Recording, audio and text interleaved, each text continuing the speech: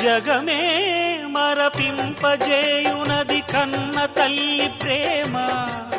శిశువైనా పశువైనా తన తల్లి బుడికై పరుగులు తీయునులే.